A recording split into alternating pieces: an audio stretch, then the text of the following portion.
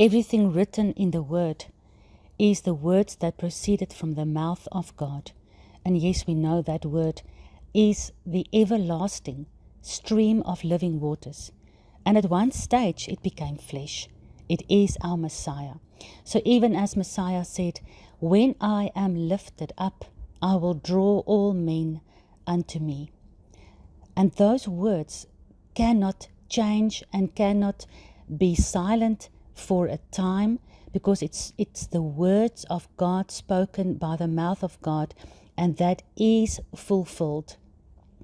Just because we cannot see it yet with our eyes doesn't mean that it's not fulfilled. Because we look with human fleshly eyes and we don't see the fulfillment. But anything spoken by the mouth of God is fulfilled. We only have to see it realized yet in our own lives and in the world that we are in. And while with our human eyes we do not see all this fulfillment yet, we can learn endurance through the time until our human eyes can see the fulfillment. But while we are riding the storm, while we are in the ocean with the winds and the waves and the worries and the problems, we know that the words that was spoken by God, that is the one that was lifted up above the earth, it cannot change. It will not change. It will do what it is intended for, because we have to learn to walk in the Spirit and not by sight. We walk by faith in what our eyes cannot see. Because if we don't, and we only look with human eyes, and we read the promises of God, and we go through a wilderness where we don't see or hear the fulfillment of all these promises, we will lose faith and we will not endure all the way to the end. And how can we understand that God's promises is actually fulfilled? We have to understand that nothing that leaves his mouth can ever change. So when he spoke, for instance, this word, when the Son of Man is lifted up like the serpent in the wilderness, he will draw all men unto him. We have to understand that the moment that left the mouth of God, because whatever Yeshua spoke is the words of God, because he is the word of God. The moment that left his mouth, those words are now in the open, and it cannot return void to God. It has to fulfill what it says.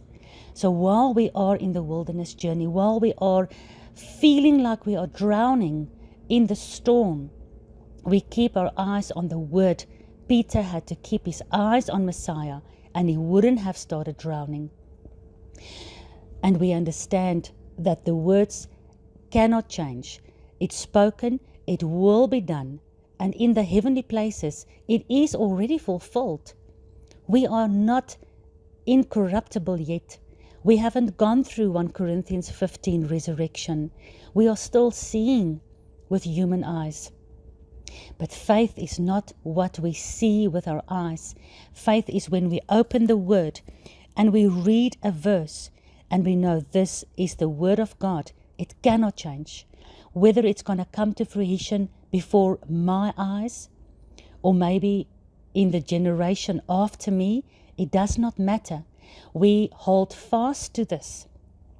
It is fulfilled already. It will be done like this.